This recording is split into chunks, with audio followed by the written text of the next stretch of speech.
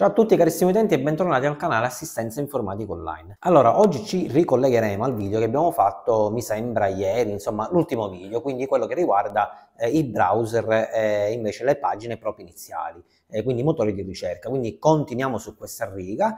Questo video invece questa volta lo dedichiamo sempre al cambio invece dei motori di ricerca, quindi molte volte i miei clienti, molti utenti mi domandano come andare a cambiare, anche se è veramente semplice, però c'è ancora chi si confonde a cambiare i classici motori di ricerca in un browser. Quindi oggi vedremo quanto è semplice andare a sostituire queste pagine iniziali, quindi per esempio passare da una pagina di Google a una pagina di MSN, a una pagina di Yahoo, Bing e così via. Ricordiamo che spesso accade il cambio in automatico dei motori di ricerca perché vengono installati dei programmi, a sua volta questi programmi installano i sottoprogrammi, già ne abbiamo parlato anche in passato, quindi non stanno attenti a togliere quelle famose spunte dove si evince insomma che il programma cambierà in automatico anche la nostra pagina iniziale, quindi il nostro motore di ricerca. Quindi molte volte se installiamo per esempio un programma di pulizia, magari sotto non vediamo bene che c'è scritto installa anche la toolbar, quindi in questo caso installerà anche per esempio da Google, passerà a Bing come pagina iniziale. Quindi stiamo attenti sempre quando installiamo i programmi che a sua volta installano dei sottoprogrammi che cambiano e modificano la nostra pagina iniziale, quindi il nostro motore di ricerca. Però non perdiamo più tempo, cambiamo inquadratura e vediamo quanto è semplice cambiare queste pagine iniziali nei tre browser, insomma quelli più utilizzati. Quindi la cambieremo in Google Chrome, in Edge e in Firefox o Mozilla. Perfetto, allora come prima pagina qua, anzi come primo browser abbiamo il famoso Edge, quindi andiamo ad aprire una pagina di Edge, che è questa di qua. Ovviamente come pagina iniziale in questa macchina c'è google.it, però vi spiegherò come andarla a sostituire, per esempio farla diventare anche MSN o Bing. Quindi non dobbiamo fare altro che recarci per quanto riguarda, abbiamo detto Edge, Microsoft Edge, dobbiamo recarci nei tre puntini qua in alto a destra, quindi schiacceremo i puntini e andremo immediatamente su impostazioni.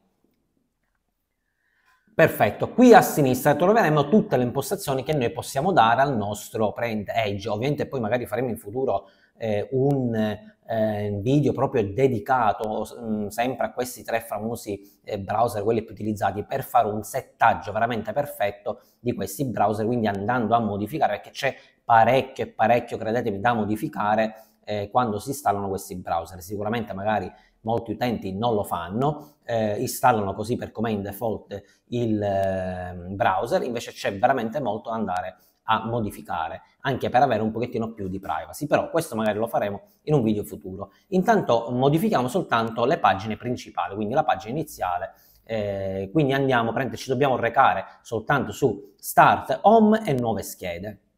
Clicchiamo su Start Home e Nuove schede e qui potete capire che c'è questa scritta all'avvio di Microsoft Edge, quindi significa che quando noi clicchiamo Microsoft Edge, cosa vogliamo che faccia il nostro Microsoft Edge, quindi il nostro browser? Può aprire una nuova pagina scheda, può aprire delle schede delle sessioni precedenti? No, dobbiamo mettere sempre il terzo pallino, apri queste pagine, perché siamo noi a decidere quale pagina deve aprire in questo caso Edge, e in questo caso qua c'è scritto google.it. Quindi in questo caso noi potremmo andare nei tre puntini, andare a modificare la nostra pagina iniziale, quindi il nostro indirizzo, andando per esempio a togliere google.it e andando a mettere per esempio www.bing.com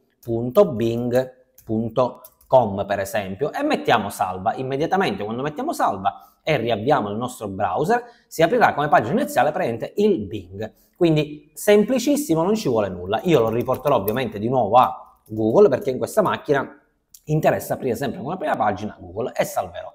Quindi in questo caso già abbiamo visto quanto è semplice farlo su praticamente Edge. Passiamo a Chrome, quindi questo è il nostro Google Chrome, da non confondere come Google questa di qua, questo è il nostro motore di ricerca, quindi motore Google di ricerca, perché qua abbiamo la barra di ricerca che fa parte di Google.